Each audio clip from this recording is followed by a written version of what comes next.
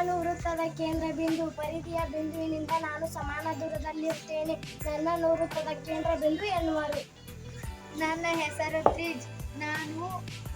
ನಾನು ಕೇಂದ್ರ ಬಿಂದು ಮತ್ತು ಪರಿಧಿಯ ಮೇಲಿನ ಬಿಂದುವನ್ನು ಜೋಡಿಸುವ ರೇಖಾಖಂಡ ಅಲ್ಲದೆ ನಾನು ವ್ಯಾಸದ ಅರ್ಧದಷ್ಟು ಇರುತ್ತೇನೆ. ನನ್ನ ಹೆಸರು ವ್ಯಾಸ. ಪರಿಧಿಯ ಮೇಲಿನ ಒಂದು ಬಿಂದುವಿನಿಂದ ಕೇಂದ್ರದ ಮೂಲಕ 5 ಇನ್ನೊಂದು ಬಿಂದುವಿನಿಂದ ಸೇರಿಸುವ ರೇಖಾಖಂಡ ನಾನು ತ್ರಿಜ್ಯದ 2 ಪಟ್ಟು ಇರುತ್ತೇನೆ. ನನ್ನ ಹೆಸರು ಜ.